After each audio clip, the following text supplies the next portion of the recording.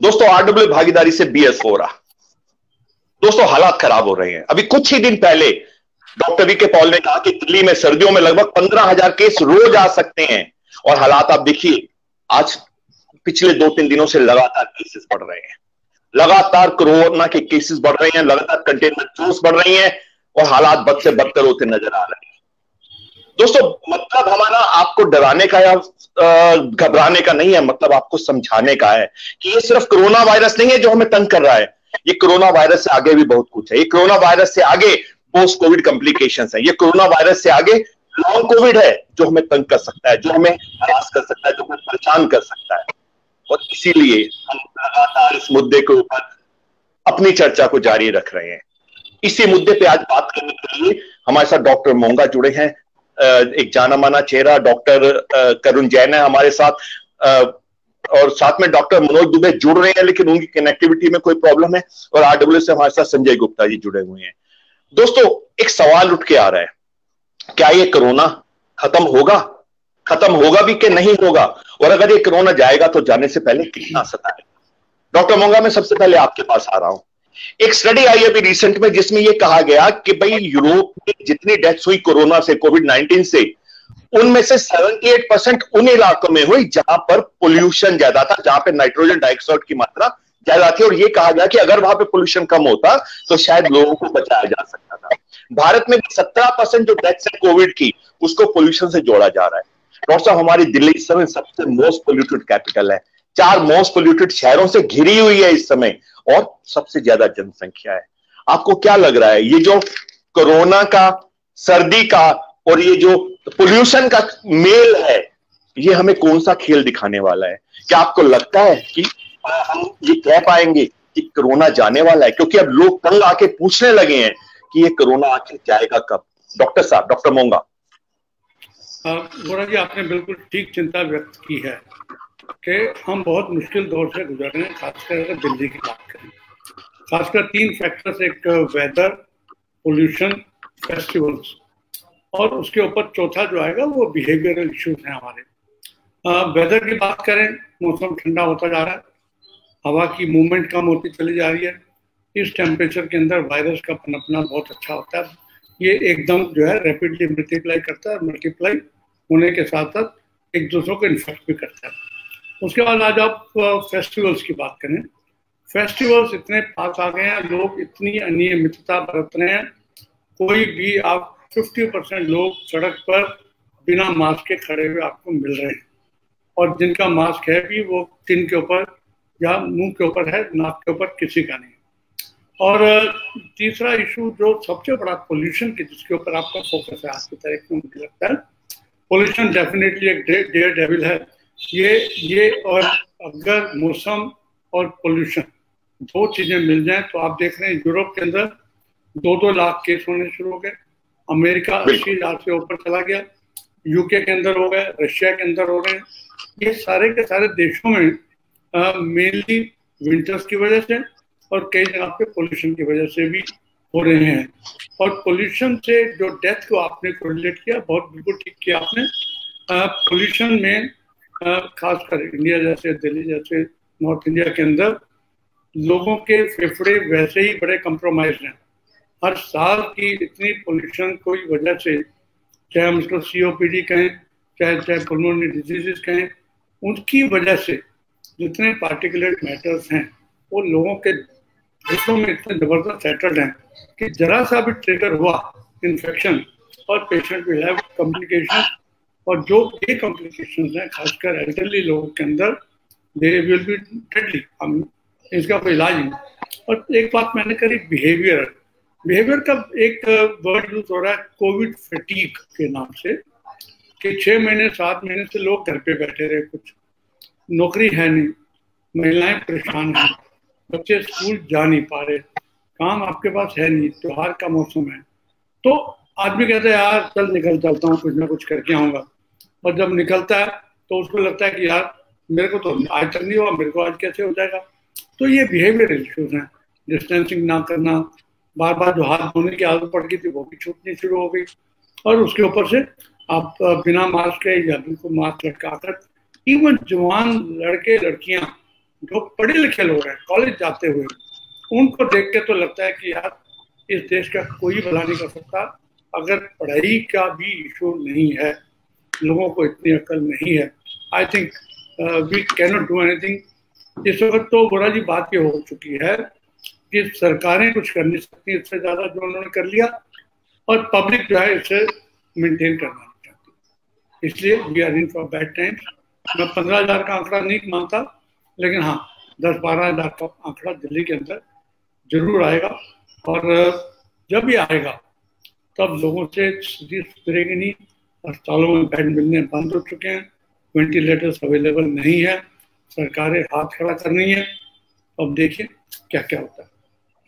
Doctor साहब, आप कह रहे हैं कि 15,000 का आंकड़ा बेशक नहीं आएगा, लेकिन 10-12 हजार का जरूर आ सकता है। मुझे लगता है 10-12 हजार और 15,000 में कोई ज्यादा फर्क नहीं है, और कोई बड़ी बात नहीं है कि 15,000 भी पहुंच जाए या उसके ऊपर भी निकल जाए, क्योंकि जिस तरह से तेजी से कोरोना बढ़ रहा है, 3 दिन से आप देख रहे हैं लगातार केसेस बढ़ते जा रहे हैं, और ऐसे केसेस आ रहे हैं कि पूरी बिल्डिंग्स पूरी की पूरी रहने वाले सभी के सभी इन्वॉल्व हो चुके हैं। कोई हॉस्पिटल में है, कोई वेंटिलेटर पे है, और कोई आइसोलेशन में बैठा हुआ है। हालात वाकई खराब होते जा रहे हैं।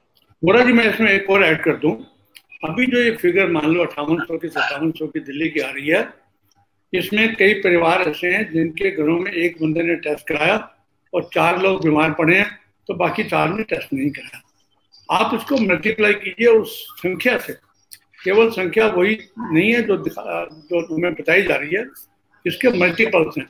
और अमेरिका के अंदर और WHO ने भी कहा है, for every positive diagnosed case there are at least 20 undiagnosed positive cases in the country। 20 से गुना कर सकते हैं। अगर डॉक्टर साहब यही फिगर को लेके चलें जो आप अभी बता रहे हो, तो सोचिए दिल्ली की हालत क्या है, कितने ज्यादा दिल्ली में, एक बार सोचने की बात है। डॉक्टर करुण, मैं आपके पास आ रहा हूँ, एक थोड़ा सा कैमरा आप सेट कर लेंगे, आपका फेस पूरा नहीं आ रहा है स्क्रीन पे। डॉक्टर साहब, डॉक्टर करुण, लॉन्ग कोविड की बात हो रही है, और ये कहा जा रहा है कि जी 75% ऑफ द पेशेंट जो कि ठीक हो चुके हैं वो लॉन्ग कोविड के शिकार हो सकते हैं, वो पोस्ट कोविड की कॉम्प्लिकेशंस में आ सकते हैं। पीछे एक स्टडी हुई जिसमें कुछ लोगों का MRI कराया गया और उसमें पता लगा कि 60% ऑफ द जो पेशेंट ठीक हो चुके हैं उनको लंग्स में प्रॉब्लम एब्नॉर्मलिटीज थी, 29% के किडनीज में, 20% हार्ट में, 10% के लीवर में प्रॉब्लम थी। इसके अलावा एक और स्टडी सामने आई जिसमें यह कहा गया कि जो पेशेंट्स हैं कोरोना वायरस के, उनमें से 1/3 पेशेंट्स के ब्रेन में, फ्रंटल ब्रेन में एब्नॉर्मलिटीज पाई जा रही हैं। ऐसा इतनी सारी कॉम्प्लिकेशंस हैं, इतनी सारी मुश्किलें हैं, आप मतलब क्या लोगों को बोलना चाहोगे, कैसे समझाओगे उनको कि अगर वो इस पोस्ट कोविड में, इस लॉन्ग कोविड के चक्कर में फंसते हैं तो उनको कौन कौन सी मुश्किलों का सामना करना पड़ सकता है? हाँ Gora ji, good evening all to all the viewers. ये बात बिल्कुल सही है। जब भी मेरे से कोई पेशेंट ये पूछता है कि डॉक्टर साहब कोरोना है, होगा, ठीक हो जाएगा, क्या फर्क पड़ता है, कुछ मौत तो होने वाली नहीं है, मैं हमेशा उन्हें यही बोलता हूँ कि do not worry about corona, worry about post COVID sequelae. Post COVID sequelae आपके परमानेंट लंग को भी डैमेज कर सकता है, आपके ब्रेन और हार्ट को भी दिक्कत कर सकता है, और साथ में देयर इज, जो हम ऑर्थोपेडिक्स में देख रहे हैं, क्रोनिक फैटिग सिंड्रोम। उन्हें हर समय थकावट रहती है, क्रैम्प्स होने शुरू हो जाते हैं। लगभग हर पेशेंट के जो कोविड से रिकवर हो रहे हैं उसमें लगभग 5 to 10% तो लंग डैमेज हो ही रही है, और there are good amount of cases में अप टू 40% लंग डैमेज हो रही है। 40% लंग डैमेज का मतलब है कि आपको दिल्ली में एक लेह लद्दाख में रहने वाली फीलिंग आएगी। And cherry on the top, हमारे दिल्ली में पोल्यूशन तो अपने आप ही बहुत ज्यादा है, तो लंग में ये एक डुअल जो अटैक हो रहा है, इसके लिए आई थिंक सबको एक अवेयरनेस रहने की जरूरत थी, और शायद हम उसमें अब काफी आगे आ चुके हैं। जो डॉक्टर मोंगा सर ने बोला कि शायद वो अवेयरनेस लेवल जो है वो नहीं आया है। We all as a community has failed in a big way, कि हम एक मास्क तक सही तरह नहीं लगा रहे हैं। और आज के दिन तो सिचुएशन ये है कि यदि मैं एज ए डॉक्टर भी किसी पेशेंट को मास्क सही तरह लगाने के लिए बोल देता हूं तो वो मेरी तरफ गुस्से से देखता है कि डॉक्टर साहब कैसी बातें कर रहे हो, क्या फर्क पड़ता है, क्या बोल रही है बताइए। I think we failed as a, क्या बोला जाए। मैं उन्हें बस यही बोलता हूं कि भाई साहब मेरे सामने मास्क लगा लो, बाद में हटा लेना। मतलब अगर पढ़े लिखे डॉक्टर्स जो कि दुनिया को सलाह देने वाले हैं, दुनिया को रास्ता दिखाने वाले, अगर वो मास्क लगाने से गुरेज कर रहे हैं तो आम आदमी क्या करेगा? आम आदमी तो खुला घूम रहा है बाजारों में, सड़कों में। मतलब सोच के हैरानी होती है। डॉक्टर मनोज दुबे, आप कुछ ऐड करना चाहेंगे इसमें? सर देखो सर, दो तरह के रिस्पॉन्स हो रहे हैं कोरोना को लेकर राइट नाउ। एक हो रहा है बहुत पैनिक रिस्पॉन्स हो रहा है कि लोग अपने आप को सोसाइटी से, पूरे दुनिया से, पूरे से अलूफ कर ले रहे हैं। और दूसरा रिस्पॉन्स हो रहा है कि क्या फर्क पड़ता है। और ये दोनों ही डेंजरस हैं। ठीक है, हमको कोरोना को समझना है, उसके कॉम्प्लिकेशन को समझना है। लेकिन अगर कोरोना हो रहा है या हमारे आसपास किसी को कोरोना हो रहा है तो हमको एक पैनिक सिचुएशन नहीं क्रिएट करनी है। ठीक है, हम डेफिनेटली पोस्ट कोरोना की सिम्टम्स जो है, कॉम्प्लिकेशन जो है, उससे तो हम सफर कर रहे हैं। लेकिन उस कारण से हमारी जो डे टू डे लाइफ है उसको बहुत ज्यादा हम नहीं हटा सकते हैं। ये एक अनजान खतरा है, ये इसके बारे में किसी को कुछ भी नहीं पता कि कैसे आया, कब तक रहेगा और क्या करेगा। राइट नाउ हम इतना कर सकते हैं कि अपने आप को प्रिवेंशन कर सकते हैं कि मुझे कोरोना ना होने पाए, और अगर मुझे कोरोना हो गया है तो मेरे इर्द गिर्द में लोगों को कोरोना ना होने पाए।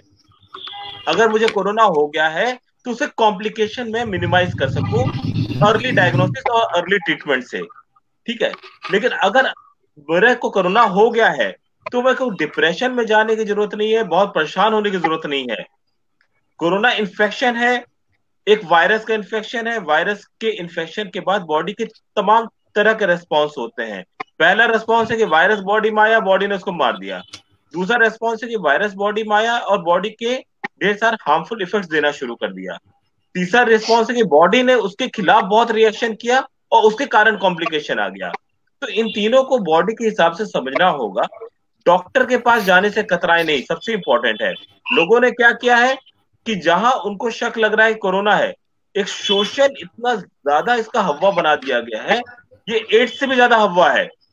एड्स में तो तभी व्यक्ति छूने की बात सोचता था, यहाँ तो लोग पास जाने के लोग कतराने लगते हैं। तो इस कारण से व्यक्ति अपने आप को टेस्ट नहीं करा रहा है, हो रहा है तो दवाइयां थोड़ा बहुत ले रहा है। जब कॉम्प्लिकेशन होना शुरू हो रहा है, जब उसकी सांस में दिक्कत आनी शुरू हो जा रही है, जब बाकी प्रॉब्लम आने शुरू हो जा रहे हैं, जब घर के और सदस्यों को होना शुरू हो जा रहा है, तो वो टेस्ट करा रहा है। तब तक पा रहा है कि घर के सारे सदस्यों को कोरोना पॉजिटिव हो गया है। तो early diagnosis is very important. Corona का हवा ना बनाए, कोरोना को अर्ली डायग्नोस करें। अगर पहले प्रिवेंशन करें और किसी कारण से आसपास में मुझे या मेरे किसी से जानकार व्यक्ति को कोरोना का सिम्टम लग रहा है तो उसको डराए नहीं, उसको अर्ली डायग्नोसिस के लिए प्रोत्साहित करें और अर्ली डायग्नोसिस और अर्ली ट्रीटमेंट के लिए उसको समझाएं। डॉक्टर मोंगा, आप कुछ ऐड के ऊपर कुछ ऐड करेंगे आप? नहीं, डेफिनेटली मनोज जी ने और करुण जैन ने बिल्कुल ठीक बोला। देखो, इसकी कॉम्प्लिकेशन आज तक लोग रिसर्च करते ही चले जा रहे हैं और ये मान लो कि सिर से लेकर पैर तक हर अंग के ऊपर उसका असर पड़ रहा है। आप दिमाग पे तो सबको पता ही है, उसके बाद आंखों पे भी पड़ना शुरू हो गया, लंग्स के ऊपर तो पड़ ही रहा है, हार्ट के ऊपर इतना जबरदस्त palpitation, BP, heart attacks, myocarditis, इतनी ज्यादा बीमारियां हार्ट की हैं, पेट की बीमारियां। इसका अब तो एक लक्षण उल्टी और दस्त भी एक लक्षण जो है वो कोरोना का हो चुका है। सारा का सारा नर्वस सिस्टम ब्रेकडाउन, सारा साइकेट्रिक इशू, इतनी ज़्यादा लोगों को डिप्रेशन, एंग्जाइटी, उसके बाद नींद ना आना, पैल्पिटेशन होते रहना, ये सारे के सारे सिम्टम कम से कम 50% लोगों में पाए जा रहे हैं। इवन साइकेट्रिक है, साइकोलॉजिकल इशू चल रहे हैं। तो सिम्टम्स की कमी नहीं है। क्रोनिक फैटिग की बात की है, उसके साथ साथ क्रोनिक कफ की बात कर लो आप। इसके बाद जिंदगी भर आप पुल्मोनरी वाले डॉक्टरों को दिखाते रहो, सीटी स्कैन कराते रहो, एक्सरे कराते रहो, नेबुलाइज होते रहो, दवाई खाते रहो, there is no end to it.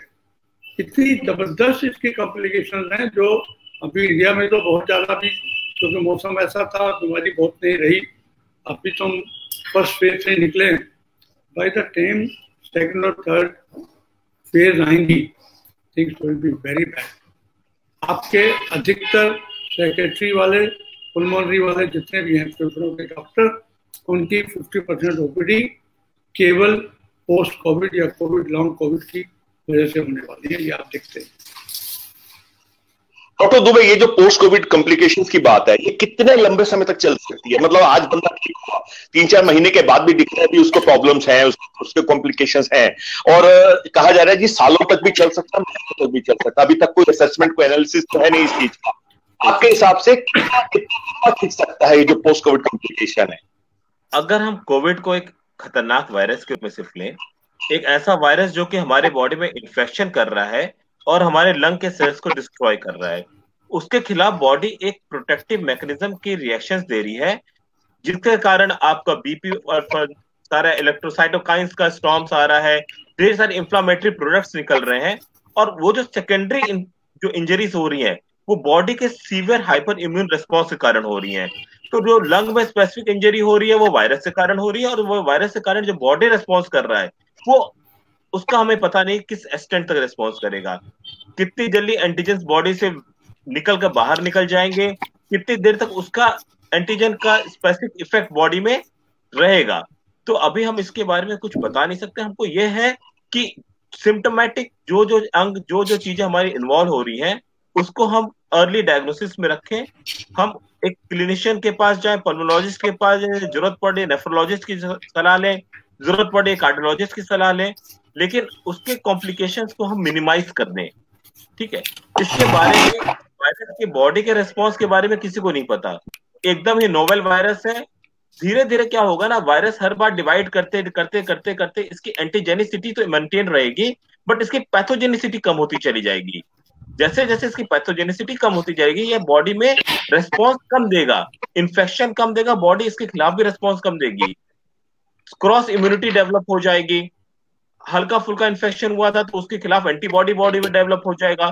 तो ओवरऑल आसपास की कम्युनिटी और सबसे हमारा बॉडी का रेस्पॉन्स, एक तो बॉडी की रेस्पॉन्स मिनिमाइज हो जाएगी, जैसे कि सर्दी जुकाम है वही वायरस है। ये वायरस आया था हमारे स्पेन में 1918 में, तो मैसिव 1/3 स्पेन को खत्म कर गया था।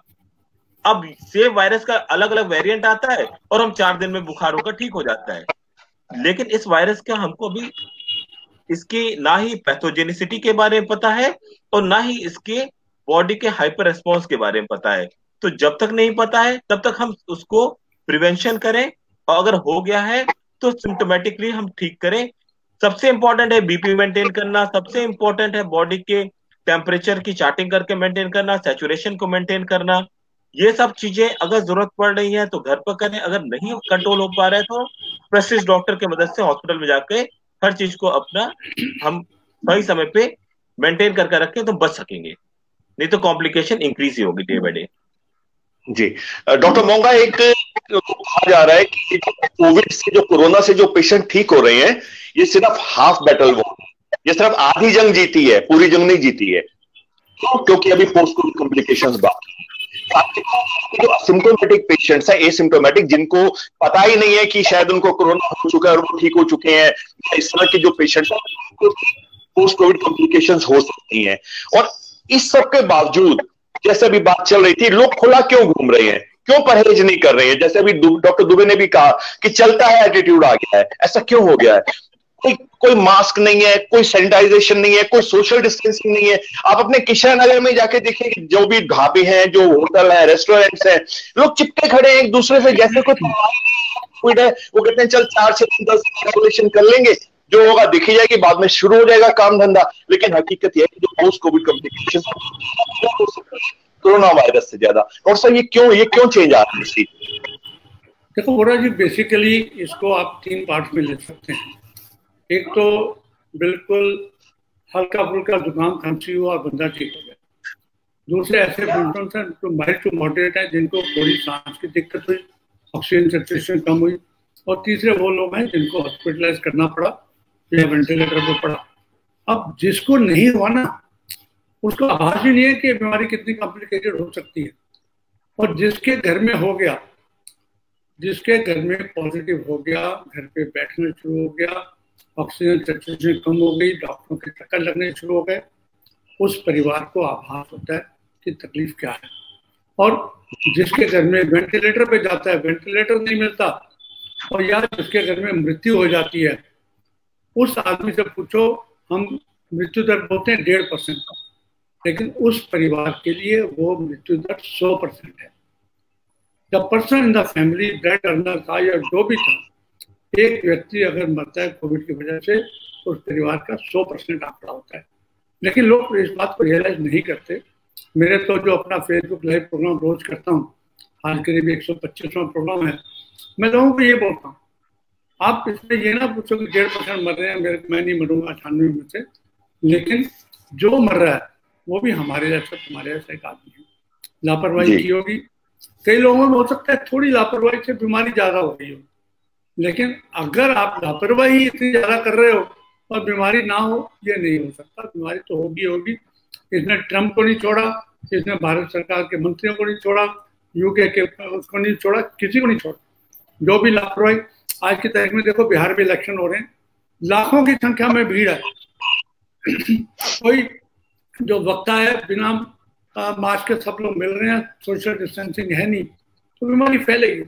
आप देखना बिहार में इलेक्शन खत्म होते ही आपका फ्लेयर इतना ज्यादा होगा कि आप बिहार को भी संभाल लें। जी डॉक्टर करुण, अभी डॉक्टर मोंगा ने बोला कि असल जो डेथ रेट है वो 1-1.5% है, लेकिन जो डाटास बता रहे हैं वो ये बता रहे हैं कि अगर पोल्यूशन का लेवल 1% भी बढ़ता है तो जो डेथ का रेट है वो लगभग 8% बढ़ जाता है। अब जबकि दिल्ली में इतनी ज्यादा पोल्यूशन नजर आ रही है, कहा जा रहा है कि बिल्कुल सीवियर स्टेज आने वाली है, जैसे कि पिछले साल भी हुई थी। मुझे पता है पिछले साल भी सब लोगों को घरों में बंद कर दिया गया था, कोई बात नहीं, बुरी बात थी। अब अगर पोल्यूशन बढ़ेगी बहुत और कोविड के साथ मिलेगी, तो क्या दिल्ली में भी डेथ रेट बढ़ सकता है? क्या दिल्ली में भी कैजुअलिटी ज्यादा हो सकती है? यस, ऑब्वियसली यदि पोल्यूशन बढ़ेगा और साथ में कोविड वाले पेशेंट्स के साथ वो पोल्यूशन का लेवल बढ़ेगा, तो ऑब्वियसली जो है उनके लंग की कैपेसिटी तो कॉम्प्रोमाइज है ही, तो कॉम्प्लिकेशन होने के चांसेस ज्यादा है। Just coming back to the previous question जो पूछा था कि कोविड का सीक्वल कितना लंबा रह सकता है, कोविड का तो एग्जैक्ट डाटा नहीं है, पर हमारे पास एक बीमारी बड़ी फेमस आई थी 2 साल पहले दिल्ली में, चिकनगुनिया, 3 साल पहले, if I am not wrong, and I studied from a place जहां चिकनगुनिया रैम्पेंट है। तो चिकनगुनिया एक वायरस ही है और वो up to 7 years can stay in your body, और वो बिल्कुल रूमेटॉइड आर्थराइटिस, जिसे हम आम भाषा में गठिया कहते हैं, उस तरह बिहेव करता है। और कोविड भी ऑलरेडी 6 महीने से या साल भर से तो हम सबके बीच है ही, और 6 महीने का डाटा तो है जो हमें बताता है कि 6 महीने तक तो परसिस्ट कर रहा है। और जो WHO ने कहा है, उन्होंने कहा है अभी ऑलरेडी मान लिया है कि up to 2 years can you can have complications, पर 2 years तक की कॉम्प्लिकेशन में वो कॉम्प्लिकेशन भी हैं जो परमानेंट डैमेज देके जाएंगी, जो परमानेंट रीनल डैमेज देके जाएंगी, जो परमानेंट ब्रेन डैमेज देके जाएंगी, जो परमानेंट लंग डैमेज देके जाएंगी। तो मुझे ऐसा लगता है कि जो हमारा डिस्कशन है, इस डिस्कशन से यदि किसी को समझाना है, एंड आई डोंट माइंड यदि किसी को डराना भी है, तो यदि मास्क लगाने के लिए किसी को डराया भी जाए तो there is no wrong in that. तो उस बंदे को, उसे ये मत कहो कि कोरोना हुआ चला जाएगा कोई फर्क नहीं पड़ता, उसे ये समझाओ कि भाई यदि कोरोना हुआ और ठीक होने के बाद तेरा लंग जो है परमानेंट 20 to 30% डैमेज हो गया, तो बस you can not go anywhere, कहीं घूमने नहीं जा सकते उसके बाद। तो यदि ये बात बोल के उसका मास्क लगवा दिया जाए तो आई होप कि ये वायरस जो है थोड़ा कम फैले और वो 15,000 का जो स्केरी आंकड़ा है शायद वो हम ना छुएं। डॉक्टर, अगर मुझे लगता है ये सिर्फ डराने की बात नहीं है, ये सच्चाई है। मतलब हम अगर बता रहे हैं तो सच बता रहे हैं, हम लोगों को सच बता रहे हैं। लोग डरते हैं तो बेशक डरते जाएं, लेकिन हम लोग जो बता रहे हैं बिल्कुल सच बता रहे हैं। सर मुझे ऐसा लगता है समझाना तो 6 महीने से हो चुका है, गवर्नमेंट भी समझा चुकी है, हेल्थ केयर एक्टिविटीज भी समझा चुके हैं, सेलिब्रिटी भी समझा चुके हैं, अब मुझे लगता है थोड़ा डराने की जरूरत है। जी सर, मैं थोड़ा सा बोलना चाहूंगा। एक तो हम लोग के लिए खबर क्या है? हम लोग के लिए खबर वही है जो मीडिया दिखाती है। जब मीडिया दिखाना शुरू करती है कोरोना है तो कोरोना हो जाता है। जब मीडिया दिखाना शुरू करती है कि बिहार इलेक्शन है तो कोरोना भूलकर बिहार इलेक्शन जानने लगते हैं। तो इसमें मीडिया का सबसे बड़ा रोल है कि इस अवेयरनेस को वो खत्म ना होने दे। सिर्फ अमिताभ बच्चन फोन पे एक वॉइस कॉल के जरिए ना बताएं, बल्कि गवर्नमेंट हर न्यूज चैनल, हर उस पे कंपल्सरी रखे कि कोरोना से रिलेटेड कोई ना कोई हर 1 घंटे में 5 से 10 मिनट का प्रोग्राम उनको रखना चाहिए, कंपल्सरी करे, डाटा डिस्कस करे। सर डाटा डिस्कशन बंद हो चुका है भारत में। पहले लव अग्रवाल साहब आते थे, हमको सुनाते थे, अब उन्होंने हमें सुनाना ही बंद कर दिया है। तो जब ये होगा नहीं तो अच्छा, हमारा प्राइम मिनिस्टर या हमारे बड़े बड़े लोग, हमारे नेता अगर खुद ही जाने लगेंगे सभाओं में, तो हम कैसे कॉमन पब्लिक से एक्सपेक्ट करेंगे कि वो अपने आपको सभाओं से दूर रखेगा? तो पॉलिटिकल कमिटमेंट, सोशल कमिटमेंट और मीडिया का कमिटमेंट इज वेरी इंपॉर्टेंट। हम इसको लगातार नजरअंदाज करें कि आज सुशांत ही सुशांत होने लगता है, फिर एकाएक कंगना होने लगता है, कोरोना पीछे चला जाता है। सर अगर आप उसको हमारे एक ग्राफ उसके पीछे किया जाता है, प्लान तरीके से किया जाता है sir. It's a deliberate effort to open the economy. जी संजय जी, मैं आपके पास आऊंगा। आपने तीन हमारे साथ पैनल में एक्सपर्ट डॉक्टर्स बैठे हैं, आपने तीनों की बात सुनी। आपको क्या लगता है कि क्यों लोग मान के राजी नहीं है? क्यों लोग प्रिकॉशन नहीं ले रहे हैं? क्यों लोग लापरवाही कर रहे हैं? क्या इसलिए कि पहले सरकार ने कह दिया चिंता करने की जरूरत नहीं है?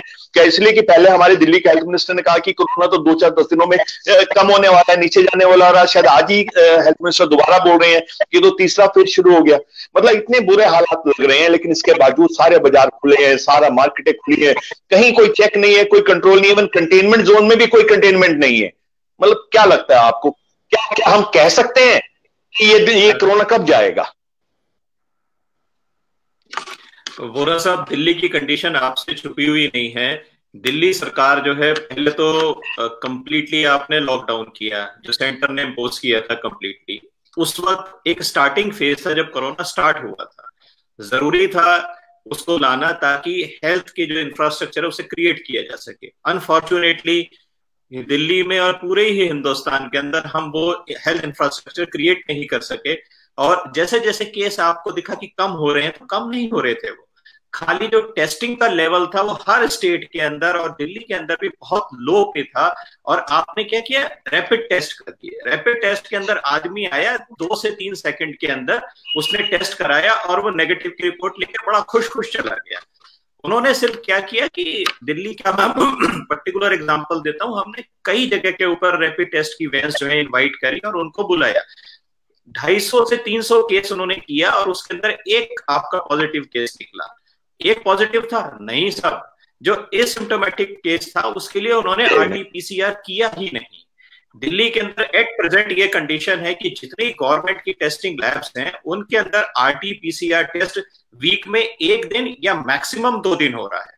अभी हमारी रिसेंट के अंदर एसडीएम साहब से काफी बड़ी मीटिंग हुई, उसके अंदर पर्टिकुलरली मैंने इस चीज पे स्ट्रेस किया कि साहब जो आपकी टेस्टिंग लैब है उसके अंदर आरटी-पीसीआर की टेस्टिंग बढ़ाइए, अदरवाइज आप कैसे जानेंगे? जो एसिम्प्टोमेटिक बंदा है वो तो बिल्कुल ही फ्री हो चुका, वो ये सोच रहा है कि कोरोना तो भाग चुका है, कोरोना मेरे को हुआ ही नहीं, हुआ था मैंने टेस्टिंग करा ली, मैं बिल्कुल ठीक हूँ। आप अपने घर में देखिए साहब, आपके ड्राइवर्स आ रहे हैं, मेड्स आ रहे हैं, या और जो डोमेस्टिक स्टाफ आ रहा है या आपका स्टाफ आ रहा है, आप उससे कहते हैं कोरोना की टेस्टिंग करा ला, वो क्या आपकी रैपिड टेस्ट करा के तो आ जाता है? भाई सर, आरटी-पीसीआर तो नहीं हो रहा।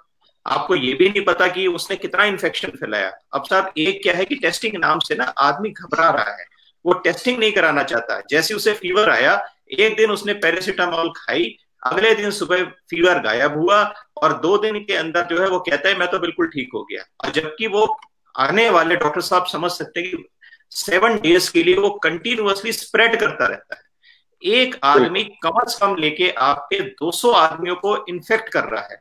जनाब, सारी गवर्नमेंटें अपना पीठ ठोक रही हैं, वो ये कहती हैं कि हमारे पास इतने बेड्स अवेलेबल हैं। दिल्ली गवर्नमेंट का तो आपके पास ऐप मौजूद है, वो ऐप आपको ये बताता है कि हमारे पास इतने इतने बेड सब जगह मौजूद हैं। साहब वो दिन चले गए हैं। अब ये आपके 5700 केस जो डेली 3 दिन से आ रहे हैं, आपके पास कुछ नहीं बचने वाला। आपने पहले भी कंडीशन देखी है कि ईच एंड एवरी हॉस्पिटल के अंदर जहां भी आपको ऐप दिखा रहा था कि जगह अवेलेबल है, वहां आप जाते थे तो जगह मिलती ही नहीं थी, और मिलती थी तो इतनी खराब कंडीशन में मिलती थी। हम सब लोगों ने बहुत बड़े बड़े सर वीडियो देखे हैं, चाहे वो एलएनजेपी था या कुछ भी था, चाहे गवर्नमेंट कुछ भी कहती चली जाए, कंडीशन इतनी ज्यादा खराब है। और अब आप देखो ना साहब, सारी गवर्नमेंट जो है सारी ट्रेड एसोसिएशनों के साथ मिलकर मार्केटों को अनलॉक करने में खुली है।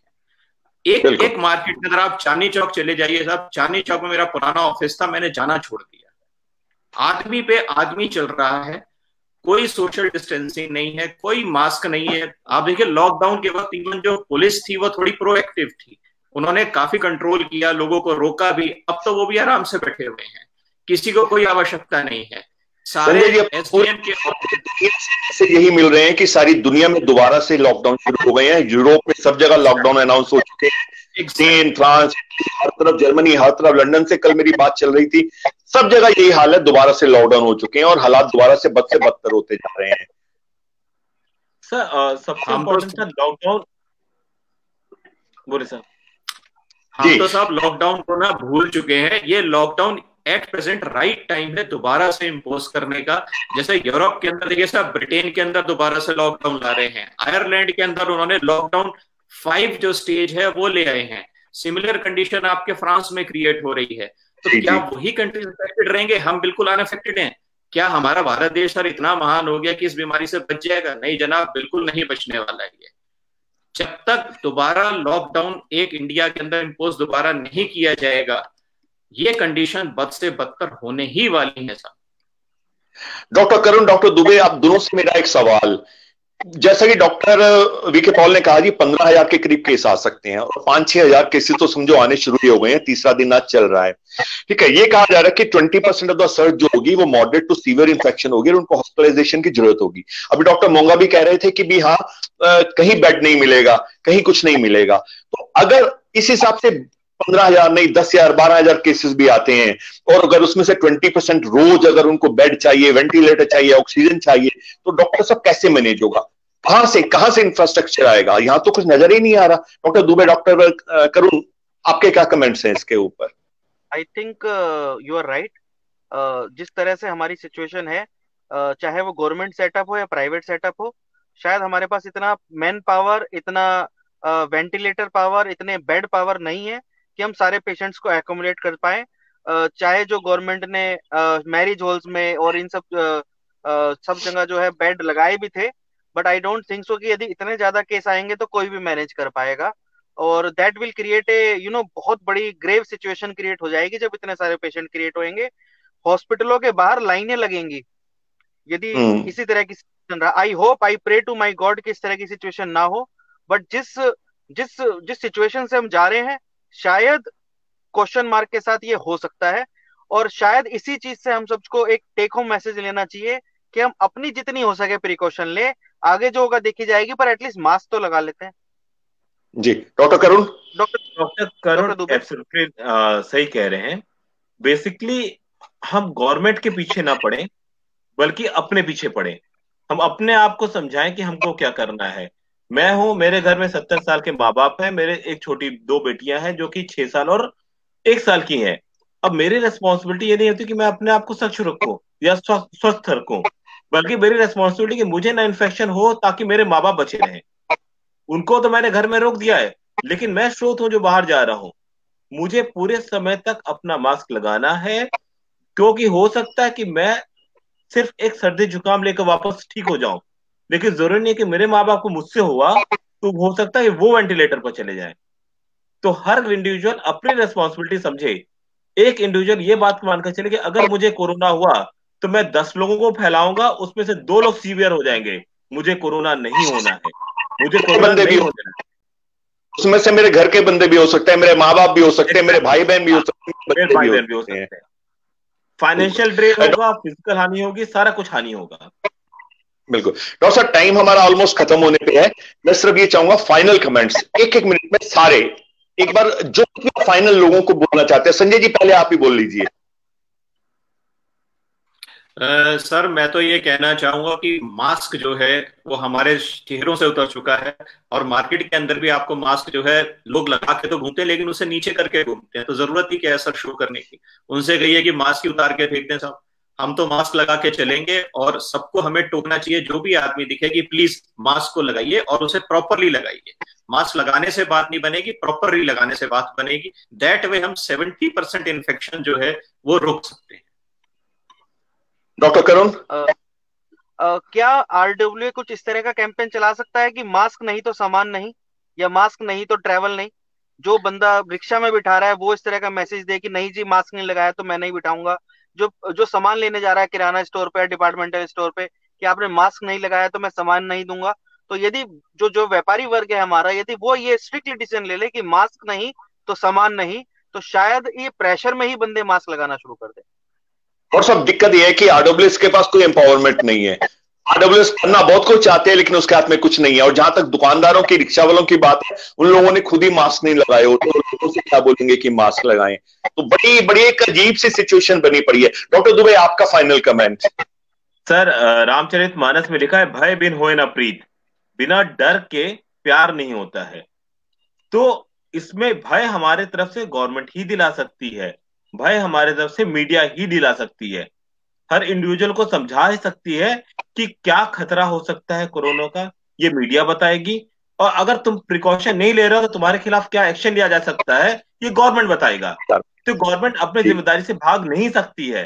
गवर्नमेंट का इलेक्शन चलता रहे, जो हो रहा है वो होता रहे, but government is for governance, is not to rule but to serve us. पहली चीज, चाहे वो यूपी गवर्नमेंट हो, चाहे दिल्ली गवर्नमेंट हो, चाहे सेंट्रल गवर्नमेंट हो। दूसरी, हमको अपनी रिस्पॉन्सिबिलिटी से नहीं भागना है। हमको कोरोना से सबने A to Z सारे छोटे छोटे बच्चों ने समझ लिया है कि कोरोना से बचाव ही फिलहाल उसका इलाज है। तो हम कम से कम उससे बचकर तो रहें। जब भी जाए मास्क के साथ जाएं, जिससे बात करें मास्क के साथ करें। और सर ने परफेक्ट कहा है कि हर व्यक्ति को टोकना भी हमारी जिम्मेदारी है, चाहे वो बुरा माने या भला माने। अगर हमको एक वहां पर ह्यू क्रिएट करना है, एक माहौल क्रिएट करना है, तो माहौल भी क्रिएट कर देंगे। लेकिन मीडिया का मकसद सिर्फ और सिर्फ इलेक्ट्रॉनिक मीडिया से संबंधित नहीं है। हम भी मीडिया हैं। हमारे आसपास जो हम संदेशा देते हैं, मीडिया क्या है? संदेश देने वाला व्यक्ति। हम भी संदेश वाहक बन सकते हैं, हम आपस में एक दूसरे को संदेश दे सकते हैं। तो हम अपने रिस्पॉन्सिबिलिटी से भाग नहीं सकते, गवर्नमेंट अपने रिस्पॉन्सिबिलिटी से नहीं भाग सकती है। दोस्तों, हमारा मकसद आपको डराना नहीं है, आपको समझाना है, आपको जताना है, आपको यह बताना है कि हालात खराब हैं। हम आपको यह बताना चाहते हैं कि कोरोना खत्म नहीं हो जाता, कोरोना से आगे भी बहुत कुछ है। कोरोना से आगे पोस्ट कोविड कॉम्प्लिकेशंस भी है, और कोरोना से आगे लॉन्ग कोविड भी है, जिसमें हो सकता है कई महीने कई साल आपको दवाइयां खानी पड़े। हम आपसे सिर्फ ये गुजारिश करते हैं कि मास्क तो जरूर लगाइए।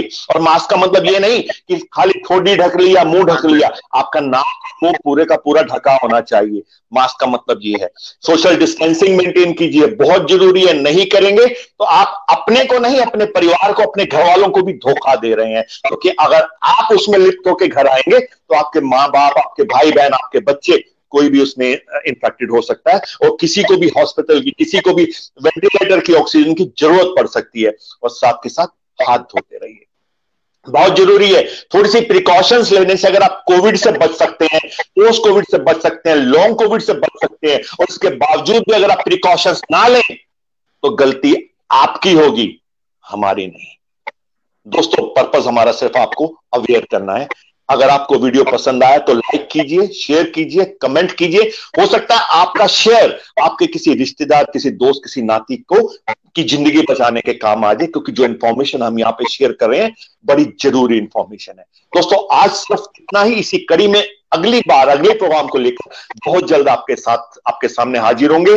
Doctor Karun Jain, thank you, धन्यवाद। डॉक्टर मनोज दुबे, बहुत बहुत शुक्रिया आपका पहली बार हमारे साथ जुड़ने के लिए। संजय जी, धन्यवाद आप सबका। अगली मीटिंग में, अगले प्रोग्राम में बहुत जल्दी आपसे दोबारा मीटिंग करेंगे, दोबारा बात करेंगे। BS वोरा, प्रमाण भागीदारी। Thank you, thanks a lot.